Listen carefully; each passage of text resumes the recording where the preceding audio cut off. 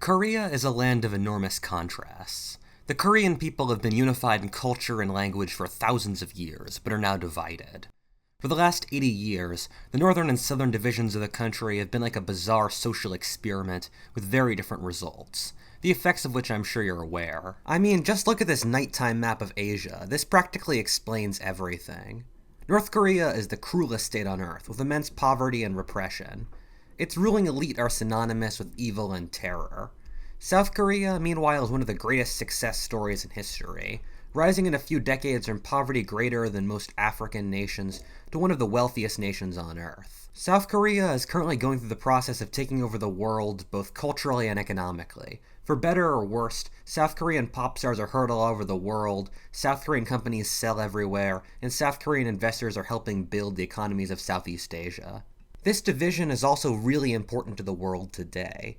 I study geopolitics nearly as much as history, and we're currently living in a really scary position today, mostly due to American and Chinese competition.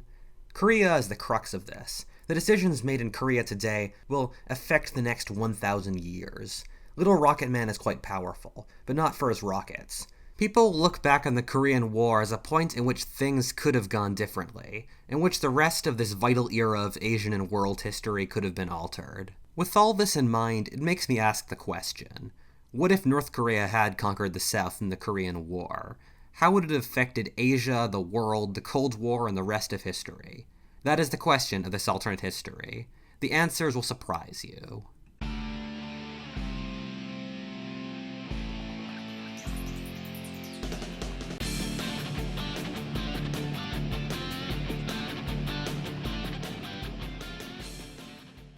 I find North Korea fascinating, since I find evil, especially done by communists, fascinating and horrifying in a very provocative way.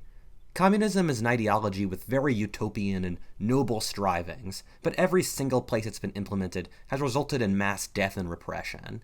This video actually came about from me binge-watching a documentary series called The Evolution of Evil, which is about the biographies of dictators, especially the episode in the Kim family. I know a fair amount of the lives of dictators, but I learned some legitimately interesting and harrowing points in the lives of each dictator in the series, ranging from Gaddafi to Hitler and from Stalin to Haiti's criminally underrated François Duvalier. I was able to watch this on Magellan TV, a video streaming service home to the richest and most varied history content anywhere. They have stuff on the World Wars, ancient and medieval history, biopics, and loads of non-historic content as well. It's compatible with basically any device and also has 4K. By clicking on the link in the description, you as a Whatifalthist fan get a 1-month free trial. Start learning about whatever inspires you on Magellan TV today. In this timeline, the North invades the South and the US doesn't intervene. The US intervening to protect Korea wasn't preordained in any sense, and the North actually partially invaded the South, since in the latest speech, the US Secretary of State Acheson didn't directly say he was going to protect South Korea, since he said he would protect Japan but never mentioned South Korea. This was pretty early into the Cold War, and the US was a still very young superpower, and unclear on what having this enormous network of allies entailed. In this timeline, the US does nothing and lets the North conquer the South. This nearly happened in our timeline, with the North in control of almost all of the South where the US counterattacked. This would become an enormous international event. The Western nations were terrified of the seeming unrelenting spread of communism and the decline of Western colonialism. The US would be shamed by its European allies for letting communism spread without giving a fight. The vociferously anti-communist American public would view Truman as a lily-livered weakling, and the Warhawks and his cabinet would gain more power. The US would be viewed as weak and incapable of defending its allies. This would mean in the Suez Crisis of 1954, when the British and Israelis are trying to reconquer Egypt, but the Americans told them to stand down, the British and French would defy the Americans and wipe Egypt out, making it a colony again. I'm going to cop out here since I'm duty-bound by democracy to release a video on the Suez Crisis this month, and so I'm going to use the next few weeks to really research this topic.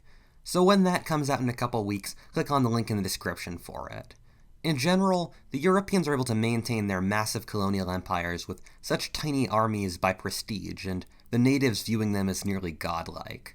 Once the Europeans were shown to be weak, their empires fell. So to summarize, without the Suez Crisis, nations like Britain and France to a lesser extent would be much greater players in Africa and much of the Third World, maintaining large militaries and being great powers even to the present. The US would be emboldened by these events to act in an even more aggressive manner. However, the next president after Truman, Eisenhower, was a very crafty fellow and would have been able to publicly make the US look aggressive and strong, while actually behaving in a very subtle and calculating manner.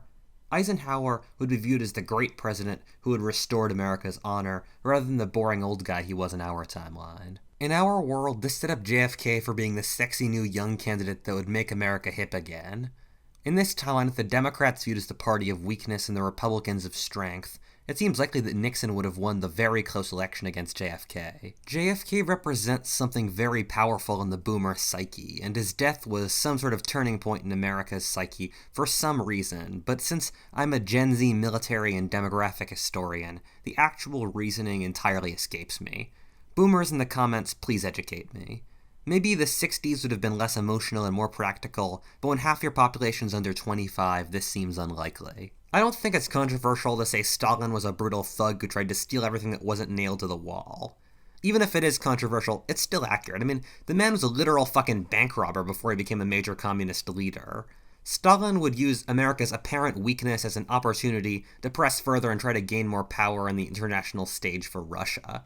However, he would run into the issue that at heart, Truman and Eisenhower were very good presidents who would have been capable of thwarting most of his blows. When push would come to shove, a world war was in neither country's self-interest and the end of civilization was in no one's.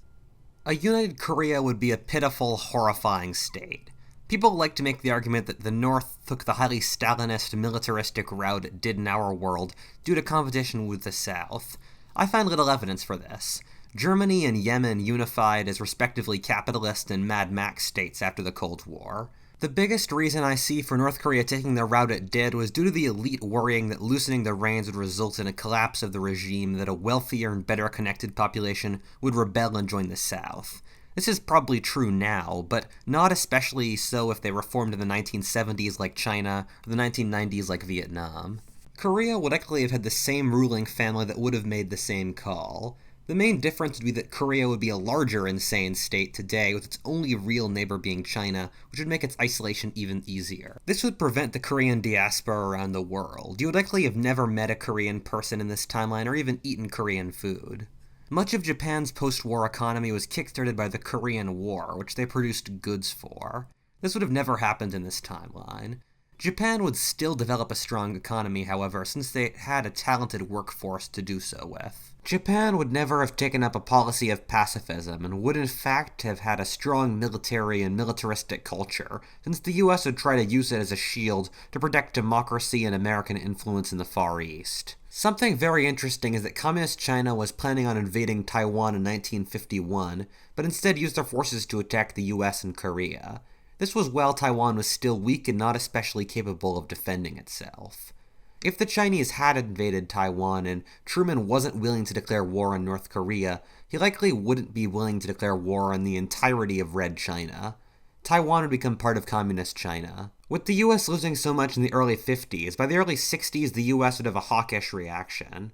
When North Vietnam would invade South Vietnam, the US would react with incredible force, likely invading the North. The really scary thing is that the US would never have learned the lesson that it did in Korea, and that if they pushed too close to the Chinese border, the Chinese would attack them.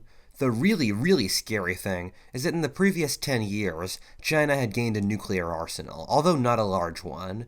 By far the scariest thing was Mao's attitude towards nuclear war, which can be summarized with the quote, "I'm not afraid of nuclear war. There are 2.7 billion people in the world. It doesn't matter if some are killed. China has a population of 600 million. Even if half of them are killed, there are still 300 million people left. Mao encouraged nuclear war since he believed the Chinese communists would be the last people to survive, since they were so numerous and it would bring on a new communist utopia. It sounds insane. Remember, this guy is tied to the top position of greatest mass murderer in history." I'm unsure of China's nuclear capabilities in this era, and I'm pretty sure no one outside of Beijing does know, but everyone had ICBMs, so let's say they can take out New York, Washington, and LA. The US would move its capital to St. Louis or Kansas City, the film industry to Phoenix, and its financial hub to Chicago. They didn't have enough nukes to really damage more than a couple cities in America, and the US would respond in proportionate fashion, nuking around the 20 biggest cities in China. At this point, China's ruling elite would realize Mao was a madman and kill him. Anti-Maoists inside the Communist Party would seize power. It's impossible to say what their stance would be, but they might have appointed Deng Xiaoping as leader, since he was in the political wilderness, working as a farmer at Jiangxi province at the time, and thus his hands would be physically dirty but metaphorically clean. The US, meanwhile, would militarily occupy northern Vietnam, fighting a nasty guerrilla campaign similar to what the British did in Malaysia. The American public would be okay with the atrocities necessary to win the guerrilla campaign, since several of America's biggest cities had just been nuked. Vietnam would become a unified capitalist democratic regime. A good part of this timeline would be that without the support from the communist Vietnamese, the Khmer Rouge, or Cambodia's Communist Party, would never have seized power and enacted one of the worst reigns of terror in history. Cambodia would remain a democratic capitalist regime. In general, Southeast Asia, with several decades head start of capitalism, would be much wealthier in this timeline. This China would be a weird combination of more and less advantaged at the same time. If Deng Xiaoping seized power 10 years earlier, that would mean China would have modernized and become capitalist 10 years earlier. At the same time, around the 20 biggest cities would be gone, but if I'm being really cruel and calculating here, the vast majority of Chinese in this era were rural, and the one thing China doesn't need more of is more people. New cities like Shenzhen in our timeline would be formed across China. Losing its most important cities would result in America behaving in a very traumatized manner for the rest of the Cold War against Russia. Reagan's aggressive stance against Russia would never have worked in a world where Americans would be afraid of losing Philadelphia, Chicago, or St. Louis. The Soviet Union likely still fall, however, due to systemic internal issues. A final thing to consider before we wrap up is that the US and China would both have significantly less people. It's kind of ironic, but the US would lose more people by having its top 3 cities nuked than China would have by having its top 20, even though China had 4 times the total population, since the US was much more urbanized. Factoring in the kids these people would have had, the US would lose 45 million citizens by the present day, coming mostly from New York and its diaspora. China today would have 42.5 million less people, which is really not a big number considering China's total population. In the US, moving the powerful regions into the interior of the country and getting rid of the very liberal populations in New York and Los Angeles would result in a much more patriotic or insular, depending on your political affiliations, alongside conservative country. Liberal New Yorkers and Californians migrating outside of their states had much to turn those states from conservative to moderate or very liberal. Whatifalthist, and thank you for watching. If you enjoyed that video, please like, comment, subscribe, and stay tuned for more content. Or alternatively, check out Magellan TV by clicking the link in the description. Or if you're interested in seeing some cool maps or my history of the world, check out my Patreon, also in the link in the description. Thank you very much and have a great day.